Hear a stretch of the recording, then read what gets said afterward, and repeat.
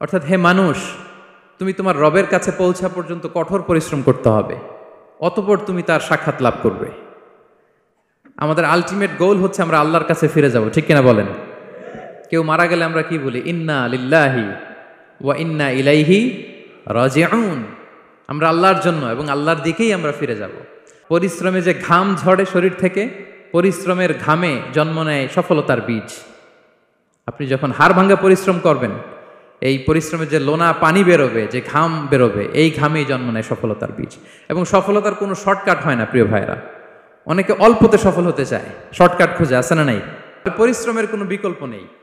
এই দুনিয়াটা হচ্ছে পরিশ্রমের জায়গা, সংগ্রামের জায়গা। আপনি সফল হতে হলে আপনাকে পরিশ্রম করতে হবে, করতেই হবে। আর পরিশ্রমে কোনো লজ্জা নেই। আমি বিভিন্ন আমার আলোচনায় বলি, কাজে লজ্জা নেই।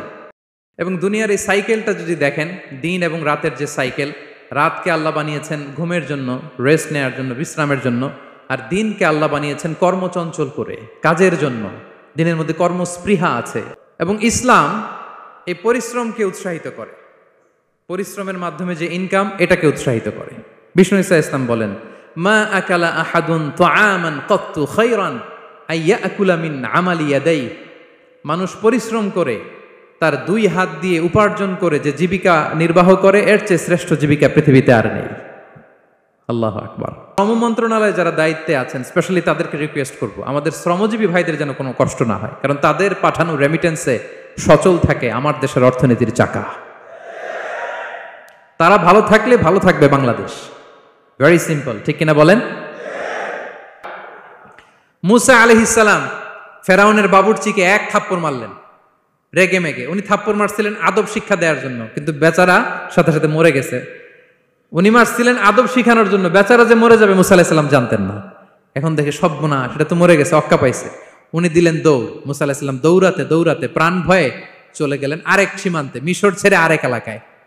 যে দেখে কিছু লোক ধাক্কাধাক্কি করে তাদের উটগুলোকে পানি খাওয়াচ্ছে, আর দুইটা মেয়ে পাশে চুপ করে বসে আছে। উনি বুঝতে পারলেন মেয়েগুলো এই ইয়াং ছেলেদের সাথে ধাক্কাধাক্কি করে টিকতে পারবে না। উনি এগিয়ে গেলেন, বললেন, তোমরা পানি খাওয়াবো ওটদেরকে? হ্যাঁ খাওয়াবো, আসো। উনি ওটগুলো নিয়ে সবাইকে সরিয়ে পানি খাইয়ে দিলেন, মেয়েরা চলে গেল। এবার বাবার কাছে যেয়ে বলল, বাবা, এমন এক ছেলের সন্ধান পাইছি, ছেলেটা খুব ভালো, আমাদের চেহারার দিকে তাকায় না, মাটির দিকে তাকিয়ে কথা বলে। আজকে এই লোক না থাকলে আমরা আমাদের ওটগুলোকে পানি খাওয়াতে পারতাম না। আর ভিনদেশী লোক, আমরা চিনিও না। ইন্না খায়রা মান ইস্তাজারতাল কবিয়ুল আমিন। বাবা কাজ করেন, আমাদের তো রাখাল লাগবে, আমাদের দেখভাল করার জন্য তো একজন সুপারভাইজার দরকার, এই ছেলেকে আপনি কাজে রেখে দেন। সুবহানাল্লাহ পড়বেন না? হ্যাঁ। বাবা বলল, যাও নিয়ে আস। মেয়ে দুজন যেয়ে বললো, আব্বার কাছে চলেন, আব্বা আপনার কথা বলবে, আপনার সাথে আলাপ করবে। মুসা আলাইহিস সালাম বললেন, ঠিক আছে, তোমরা পেছনে পেছনে যাও, আমি তোমাদের আগে আগে যাই। তোমরা আমাকে বলবা যে ডানে না বায়ে না সামনে। সুবহানাল্লাহ পড়বেন না?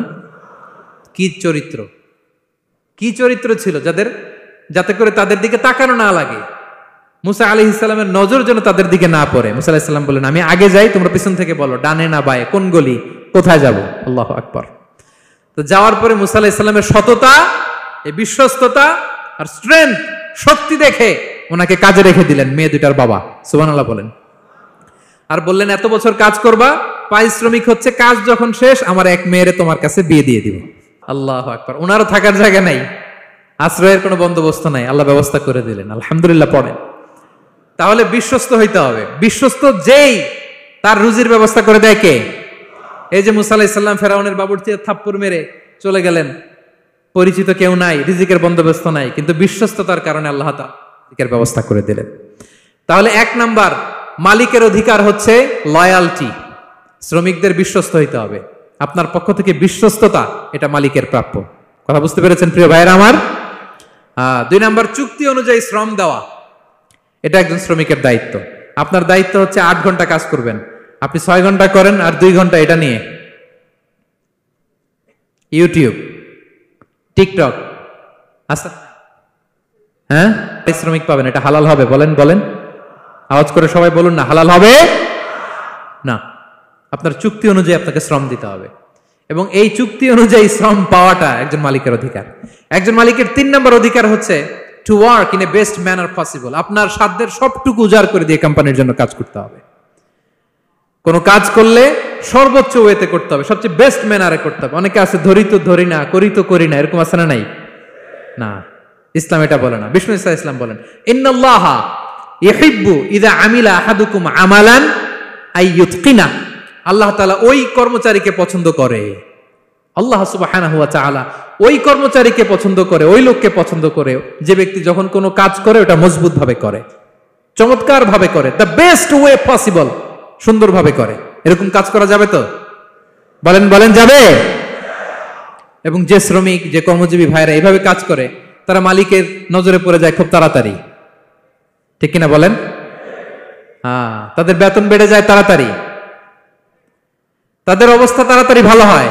4 নম্বর অধিকার হচ্ছে আপনি আন্তরিকতার সাথে কাজ করবেন, আপনার মালিকের কোম্পানিকে নিজের কোম্পানি মনে করবেন। পারা যাবে? শ্রমিক ভাইয়েরা আমার কলিজার টুকরা শ্রমজীবী ভাইয়েরা, মালিকের কোম্পানিকে নিজের কোম্পানি মনে করা যাবে? হ্যাঁ, অনেকে দেখবেন যে নিজের গাড়িটা খুব সেফলি ড্রাইভ করে, কিন্তু বসের গাড়ি নিয়ে যখন ড্রাইভ করে তখন আর এই এক্সট্রা কেয়ার নাই, এরকম আছে না নাই? হ্যাঁ, নিজের জিনিস খুব দেখে শুনে রাখে, কিন্তু কোম্পানির জিনিস যখন ইউজ করে ওইখানে সেই দেখভাল তার নাই, এরকম আছে না নাই? এরকম করবেন আপনারা? না, আপনি যে কোম্পানিতে কাজ করেন এটা নিজের কোম্পানি, ওইটার উত্তর সাকসেস, সফলতার জন্য আপনাকে আন্তরিক হইতে হবে। তাহলে এই 4টা অধিকার আল্লাহ তাআলা প্রত্যেকটা মালিককে দিয়েছে। তাহলে চেক এন্ড ব্যালেন্স হয়েছে? কথা কি সবাই বুঝতে পারছেন? আলহামদুলিল্লাহ পড়েন। হচ্ছে সফলতার জন্য পরিশ্রমের কোনো বিকল্প নেই, হাড় ভাঙা পরিশ্রম করতে হবে আমাদের ক্যারিয়ারের জন্য, আমাদের ব্যবসার জন্য, আমার চাকরির জন্য আমাদের হাড় ভাঙা পরিশ্রম করতে হবে। কারণ শ্রমে কোনো লজ্জা নেই, পরিশ্রমে কোনো লজ্জা নেই, ঠিক কিনা বলেন?